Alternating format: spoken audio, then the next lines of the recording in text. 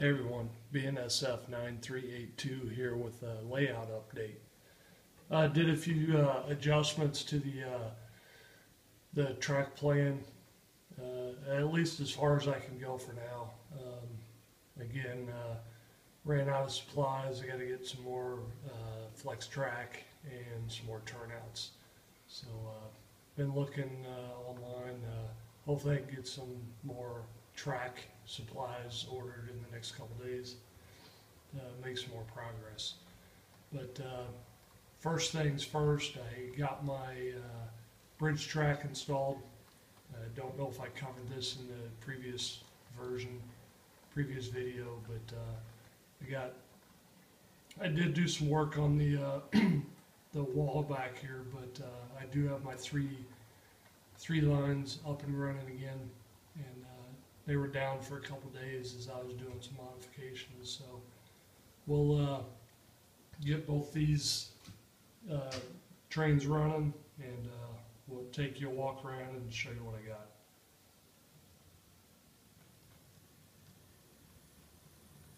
This is obviously the inside line on the double track bridge, and 9382 is on the outer lane of the two-track bridge.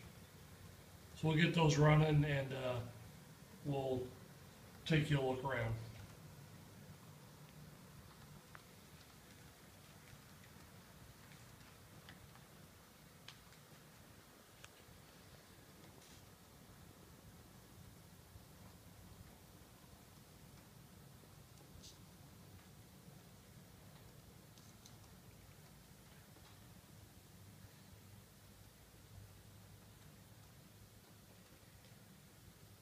All right, enough on that area. Basically, the the tracks on the bridge are pretty much what I got done in this area.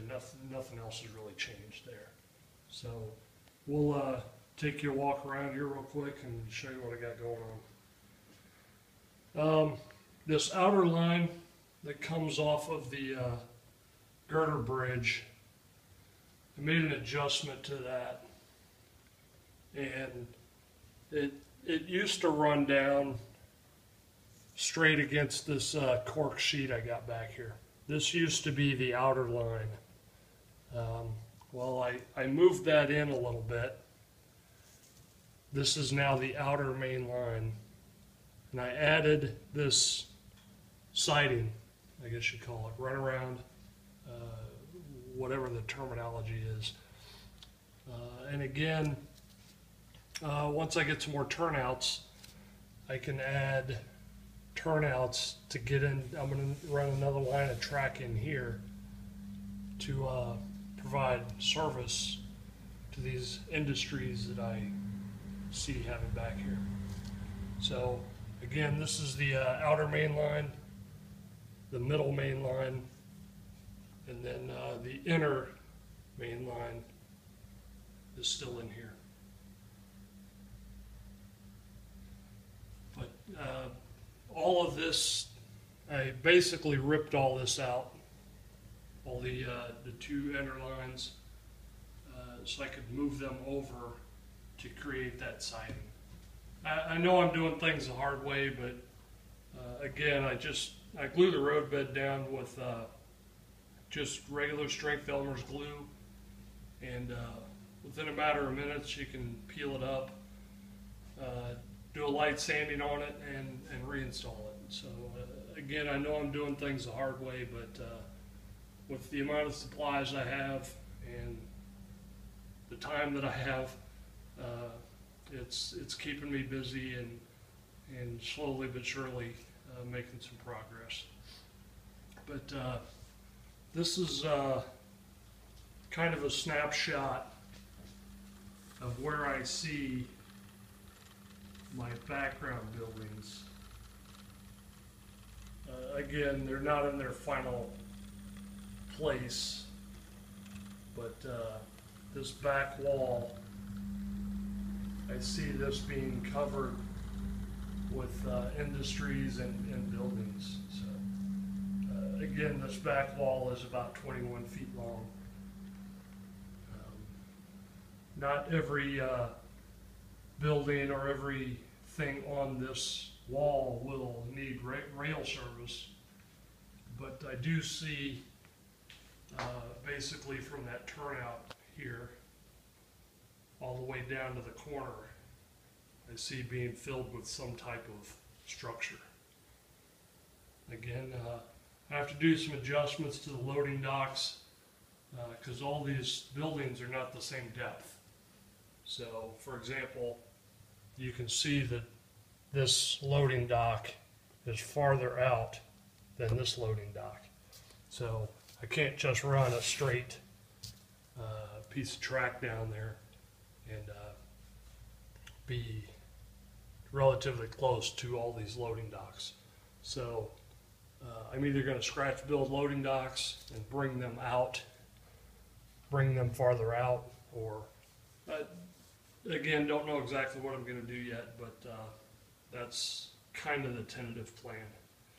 But again, the big change is I added this runaround, or this siding. So this will allow switching back in this area without clogging the main line.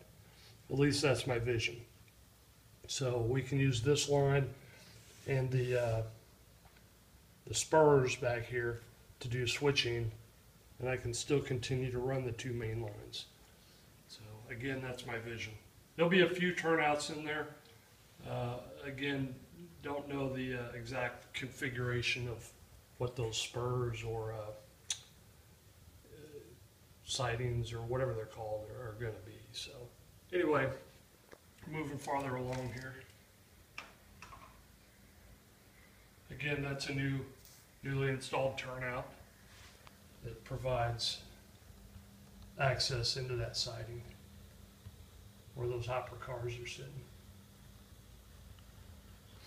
But I know this came up in a previous video that I did. We were talking about spacing between curved track. So this is the reference from NMRA that says the spacing you should have between curved tracks. So this is my situation, HO scale, conventional. I'm running between a 24 and a 30 inch, well, and more than 30 inch. But this is the situation that I fall into here. So all of my curves back here that I'm going to show you are now, what does that say? 2 1/4 inches on center rail to center rail, or center of track to center track. So all the longest cars, auto racks and passenger cars, will be able to go around these curves without hitting each other. Before I just kind of winged it, and I laid it out just by eye, and I wasn't pleased with the way it was done. I knew I was going to have to redo it. So again, this is the reference that I'm using, NMRA standard. Nothing else on my layout is NMRA standard, but the curves will be. But this is the one of the reference magazines I'm using. And again, this is on page 7. It's got the breakouts for curved radii and track centers. So I went with 2 1/4 inches on my 3 big curves back here, which I'll show you. So here's some masking tape on the bench work that I made some notes on. The outer radius curve is this 31-inch radius. So subtracting 2 1/4 inches, the next radius is 28 3/4, and then the inner one is 26 1/2. So 2 1/4, 2 1/4. So all the cars, locomotives and everything should be able to run through there without any issues. And this is the center point where I marked out the radiuses from. So they're all marked from the same spot. Now, the tricky part was, at least tricky for me, down here on the lift up and the crossovers, these lines are all 2 inches on center. So going into the curve, again, they have to go out to, in my situation, 2 1/4 inches center track to center track. So, you know, it's easy to draw a radius with a compass and a pencil, but you have to angle it in to be 2 inches on center to go out to 2 1/4 inches on center. I got to put some ties in there. Hopefully I get that done today. But these 3 curves from the lift up all the way around here was totally removed. I know it looks very similar, but again, it was laid out more carefully and using a compass and drawing perfect curves. So, and I did my best to keep these tracks parallel. Again, the previous way I had laid it out, it wasn't very neat. So, again, this is 2 1/4 inches on center, and then it comes back into these 2 are 2 inches on center again. Straight track. So, I also ripped out this this section here that is the inner loop, and also provides that turnout for access to the diesel facility. As you can see by this old line, this is where the track used to be. I kind of eased these curves, and a nice longer straightaway in here with the straight area for the turnout. And then I reconfigured this curve to get into the 3-way switch that goes into the diesel facility. What I did here, if you recall previously, this line was up here, and it came around and it did a funny S-curve in here, and the curve basically ended right here, which was very difficult to line up track. And again, it was a very tight curve. So I ran a 4-inch section of straight track, and then I ran from here out, there's a 24-inch radius curve. It goes straight into that turnout. So much smoother, much easier. 24 inches is big enough to get everything I need to get through there, so I think that's going to work better. Simpler layout without that S-curve in there.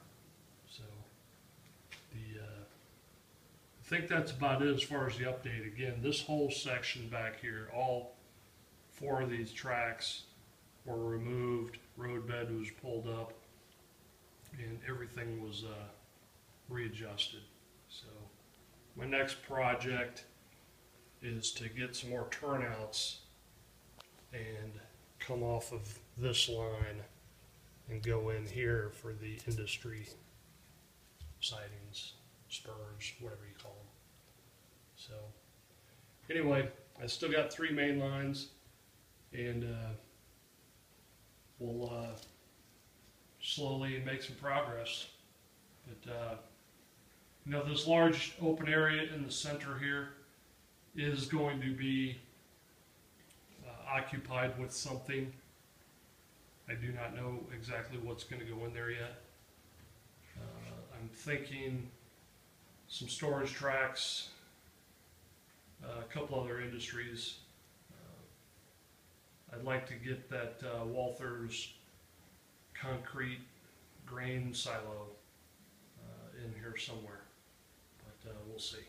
Anyway, that's about it for now, and we'll talk to you later. This is kind of a long one, so hopefully it's not too long and people actually watch it. But anyway, if you have any ideas for the center of this area, how how to configure that or lay that out, I'd appreciate it. So anyway, that's about it for now.